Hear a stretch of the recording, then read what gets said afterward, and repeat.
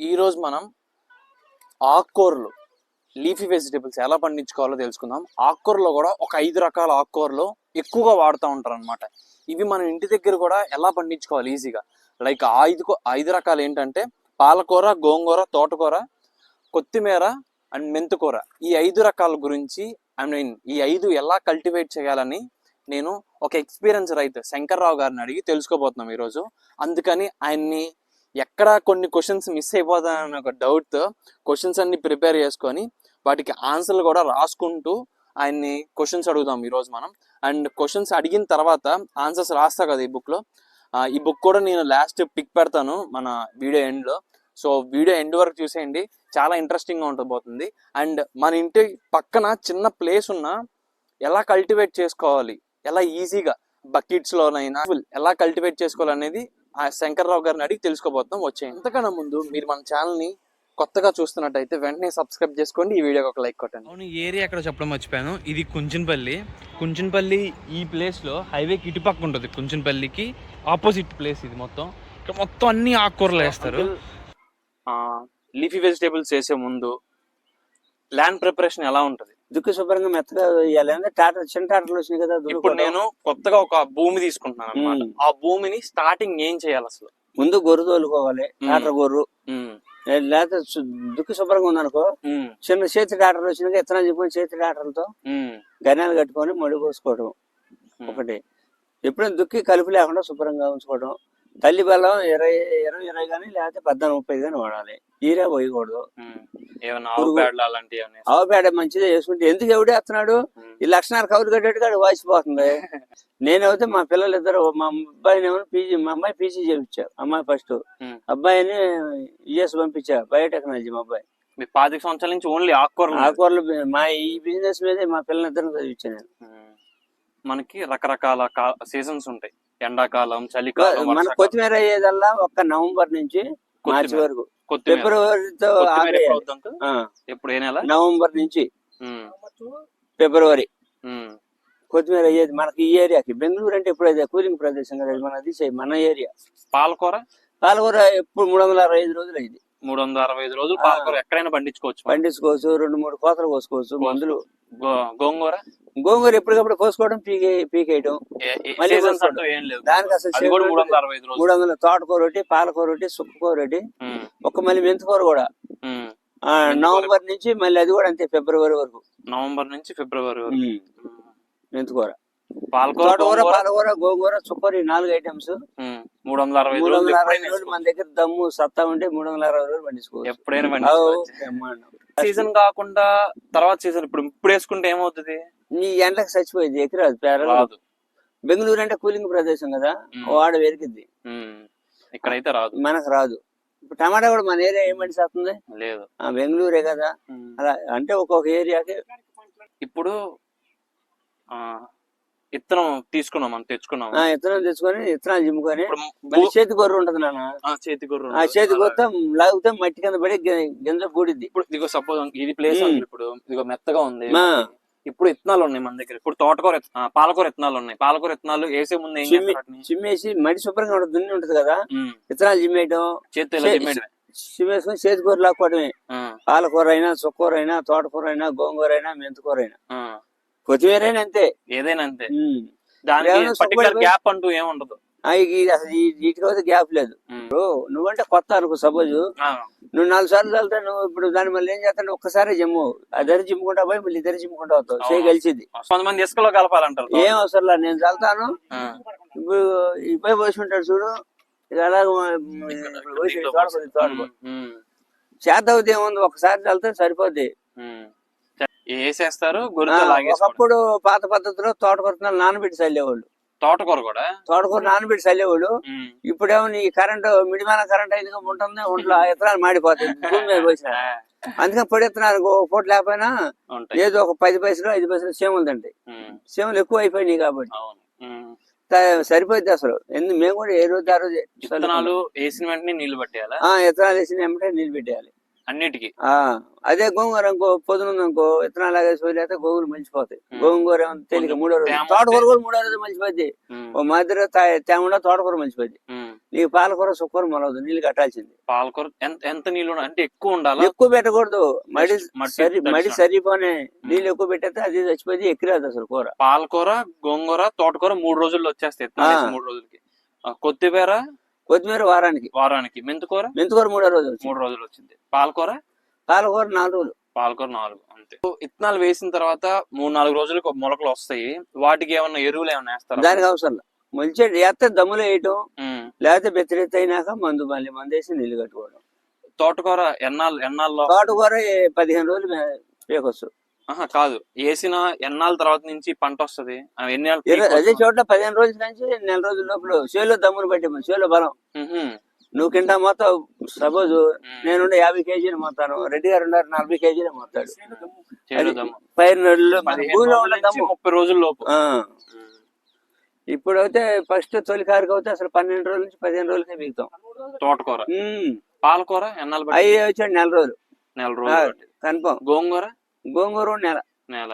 సుక్కూర ఇంకో 5 రోజులు extra late గా వచ్చింది. తోటకూర చోట్ల 12 రోజుల నుంచి 15 రోజులు. చేలో దమ్ము లేకపోతే 20 రోజుల నుంచి 25 రోజులు. మెంతుకూర పెరిగిన నుంచి ఊరకు ముంచిన నుంచి పెంపు బాగానే ఉండదు.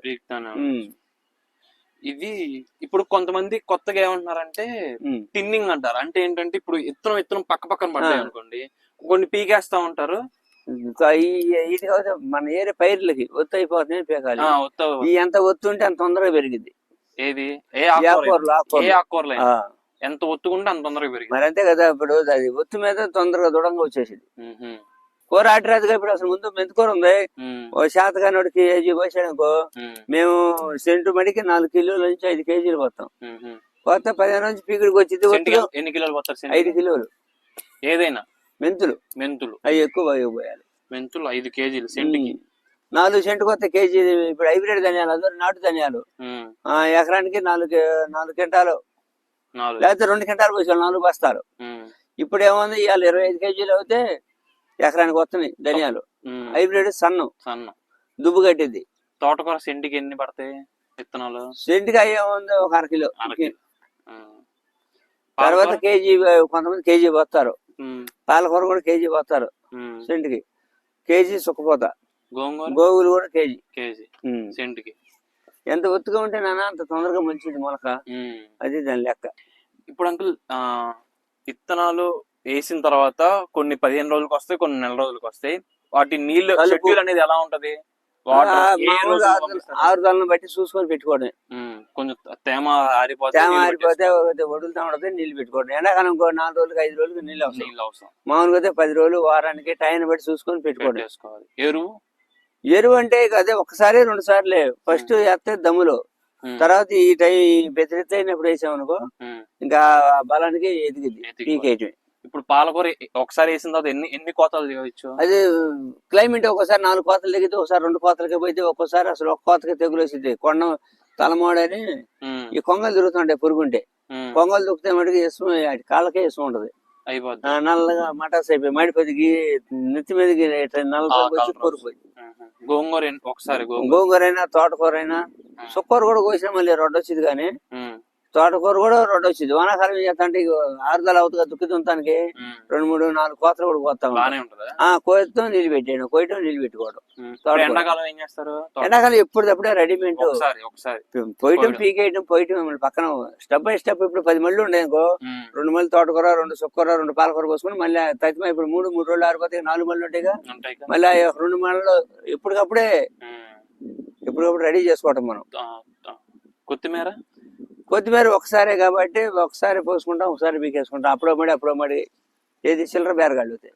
ఈ ఎకరాలు పోసి వెళ్తే ఎకరాలు పీకి మామూలుగా పోస్తారు.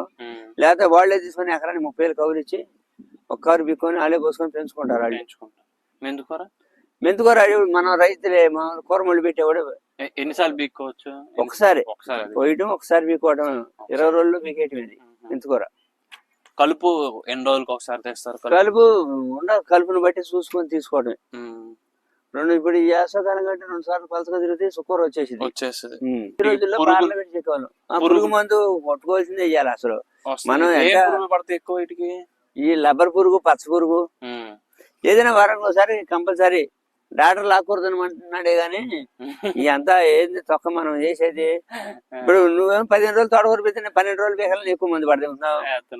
మాది మందు కట్టలు అటాక్ పోతున్నాం, 10 మందులు అటాక్ కొడుతున్నాం. ఈ పురుగు కూడా మరి భూమిలో అటాక్ తయారైపోతుంది మాది. ఇప్పుడు ఈ 4 మడులు చేసాం అనుకోండి. ఈ మడిలో ఫస్ట్ మనం పాలకూర వేసాం. నెక్స్ట్ పాలకూర కోతలు కోసేసాం 4 సార్లు 2 సార్లు కోసేసాం. నెక్స్ట్ ఈ పాలకూర ప్లేస్ లో మారవాలి మళ్ళీ పాలకూర తోటకూర, తోటకూర దాంట్లో పాలకూర, పాలకూర దాంట్లో తోటకూర, తోటకూర దాంట్లో పాలకూర, లేదా చుక్కూరలో గానీ తోటకూర ఐటమ్స్ ప్రతిసారి మారవలసిందే. వేసిన మళ్ళీ వేస్తే అది రాదు. ఏమైనా పక్కన వేస్తే ఇబ్బంది ఉంటుంది. అలాంటి అసలు ఆకుకూరకు అలాంటిదే ఉండదు. మనకు కావాల్సింది ఏంటంటే పోసిన మళ్ళీ మళ్ళీ అదే పోయి తోటకూర 2 సార్లు వచ్చింది బాగానే. ఎందుకు పక్కన ఇప్పుడు 10 మళ్ళీ తోటకూర పోతాం, 10 మళ్ళీ చుక్కూర ఉంటాయి, అయ్యే మార్చుకుంటా ఉంటాం. చుక్కూర పాలకూర తోటకూర ఏదో ఒకటి. అన్ని బలం ఎక్కువ తినేది పాలకూర ఎక్కువ బలం దాని ఏరియా తర్వాత పోయింది. ఇప్పుడు కోతలు కోస్తాం కదా, ఎలాగా ఇప్పుడు కొడలు పెట్టి పాలకూర చుక్కూర ఉందాయా, తోటకూర కూడా అంతే. కోసేటప్పుడు కొడలు పెట్టి కోసుకోవడం, కట్టలు కట్టుకోవడం. గోంగూర అయితే లాగేసుకోవడం. గోంగూర పీకే గోంగూర కూడా ఎగవేసినప్పుడు ఏం చేస్తామంటే కోసి పారనుకి కోసే కట్టలు కట్టేయచ్చు. దద్ది పెరిగిపోతే మన సరిపాను మోకాళ్ళు ఎత్తు 3 పైన కోసుకోవడం సరిపాను, తర్వాత కట్ట రాయించాడు. ఇప్పుడు కంటిన్యూస్ గా సప్లై రావాలంటే ఏం చేయాలి? ఎప్పుడు ఒక ఫ్యామిలీకి అయితే ఒక భార్య భర్తకు 1 ఎకరం నేల అవుతాయి. డైలీ ఆ కూరలు ఉంటాయి, డైలీ ఆ బిజినెస్, డైలీ వ్యాపారం, డైలీ డబ్బులు. అది నేను డైలీ డబ్బులు రావాలి, డైలీ వ్యాపారం ఉండాలంటే పండించాలి, ఇప్పుడు అయిపోయినట్టు దున్నించుకోవాలి. మళ్ళీ ఎమ్మడికి కోసేసుకోవడమే 2 రోజులు లేదా 3వ రోజు కోసేయడం ఆపకూడదు. అప్పుడు ఒకేసారి కాకుండా స్టెప్ బై స్టెప్. ఒక రోజు ఇది వేస్తే నెక్స్ట్ రోజు అది వేస్తే మనకు ప్రతి పాలకూర చుక్కూర ముందు పోయాలి, తోటకూర ఒక 10 రోజులు ఉండా పోయాలి. ఎందుకంటే అది ముందు వచ్చింది కదా, 3 కలిసి పిక్కోవచ్చు. ఒకసారి మళ్ళీ అప్పుడు ముందేది పోయాలి. పాలకూర చుక్కకూర ముందు పోసుకోవాలి. ఏది ఫస్ట్ స్టార్టింగ్ ఫస్ట్. తర్వాత ఎప్పుడు మేడి ఖాళీ అయిందని ఎప్పుడు పోసుకుంటా ఉంటాం కదా. ఇప్పుడు ఈ కొత్త మళ్ళీ అన్నానా, ఇప్పుడు ఏం చేసాడు, చుక్కూర పాలకూర గోంగూర పోసాడు, తోటకూర వెనకాల పోసాడు. అయినా వీటితో పాటు ముందే వచ్చింది ఇంకా అది. ఈ కొంచెం బలం ఎక్కువ తీసుకుంటాయి కాబట్టి రేటు పెంపు ఎక్కువ, అది పెంపు బాగా పెరిగింది, తక్కువ పెంపు. మందులు కొట్టకుండా పండించచ్చా ఇటు? ఇప్పుడు మా నాన్న వాళ్ళు నేను చెప్పాను, మేము చిన్నపిల్లప్పుడు పండగ పెడితే మరి పండగ మాంసం పెట్టేవాడు. ఇవాళ 3 వారానికి 5 రోజులు తింటున్నాం. భూమి కూడా అట్టాగా అలవాటు పడిపోయింది, మందు కట్టలుగాను 10 మందులకి. ఇంకా అది మన మందు కొట్టదు, ఈగిరించుకొని ఏరం కోతలే 3 నెలలు బీకారు ఆ కూర. అప్పుడు అడిగేటప్పుడు ఇన్కమ్ ఏముంటుంది చెప్పు నాకు. ఇలా ఖర్చు ఎంత దేవుడు చోట్ల తొందరగా వేసామా పీకు దిగామా మనకు డబ్బులు వచ్చిందో చోట్ల మళ్ళీ ఏమంటే దున్ని పోసుకుంటే మరి 2 లక్షన్నర కౌలు కట్టాలి, విత్తనాలు కొనాలి, మరి మందులు కొనాలి, కలుపు ఉన్నప్పుడు కలుపు గట్టి మందు వేయాలా, మరి బలం మందులు వేసుకోవాలా, 10 మంది కొనాలా, కలుపు తీపించుకోవాలా, మళ్ళీ మడికి 100 రూపాయలు ఉంది చిన్న ట్రాక్టర్ మడి దున్నుతాయి. ఖర్చులు అట్టాగే పెరిగిపోయినాయి. ఖర్చు పెరిగిపోయినా సొంతంగా మనం ఒళ్ళు ఉంచుకొని పని చేసుకుంటే, ఇప్పుడు మా పిల్లలిద్దరు కూడా 1/2 ఎకరం కూరమలతో నేను మా అమ్మాయిని పీజీ చేయించాను. మా అమ్మాయి కూడా 12 లక్షల ప్యాకేజీ ఇచ్చారు మా అమ్మాయి. ఓకేనా? థ్యాంక్స్ అంకుల్, చాలా డీటెయిల్ గా చెప్పినందుకు. మేము చేసి ఎలగబెట్టిన యాక్చువల్ గా ఈ వీడియో తీయడానికి మెయిన్ రీజన్ ఏంటంటే, నేను ఆకుకూరలు వేద్దాం అనుకుంటున్నాను. సో నాకు కొన్ని డౌట్స్ ఉన్నాయి, అవన్నీ నేను క్లియర్ గా రాసుకొని వచ్చాను. ఎక్కడ నేను మర్చిపోతానో అని ఈసారి క్లియర్ గా నోట్ చేసుకొని ప్రతిదీ నోట్ చేసుకుందామని క్వశ్చన్స్ అన్ని రాసుకొని వచ్చాను. సో ఐ హోప్ నాకైతే నేను మొత్తం తెలుసుకున్నాను, నాకు కావాల్సిన డౌట్స్ మొత్తం అడిగి తెలుసుకున్నాను. సో మీరు కూడా తెలుసుకున్నారు అనుకుంటున్నాను. ప్లస్ ఇంకోటి, వీళ్ళు న్యాచురల్ ఫార్మింగ్లో కానీ ఆర్గానిక్ ఫార్మింగ్లో కానీ కెమికల్స్ ఏమీ వేయకుండా ఆకుకూరలు పండించలేమంటున్నారు. సో పండించగలమో పండించలేమో నేను చేద్దాం అనుకుంటున్నాను. కాబట్టి నేను ఎలాగో ఆర్గానిక్ ఫార్మింగ్ కానీ నేచురల్ ఫార్మింగ్లోనే ఆకుకూరలు వేస్తాను. సో నాతో పాటు నా ఈ జర్నీలో, ఈ లీఫీ వెజిటేబుల్స్ జర్నీలో మీరు కూడా నాకు తోడండి. సో మనం ఈ natural farming and organic farming use చేసి ఈ లీఫీ వెజిటేబుల్స్ని కల్టివేట్ చేద్దాము. నెక్స్ట్ వచ్చే అప్డేట్స్ అన్ని మీరు చూడాలనుకుంటే వెంటనే మన ఛానల్ సబ్స్క్రైబ్ చేసుకోండి. అండ్ కంటెంట్ నచ్చితే మీ ఫ్రెండ్స్ అండ్ ఫ్యామిలీ మెంబర్స్కి షేర్ చేయండి. Thanks for watching. Have a great day.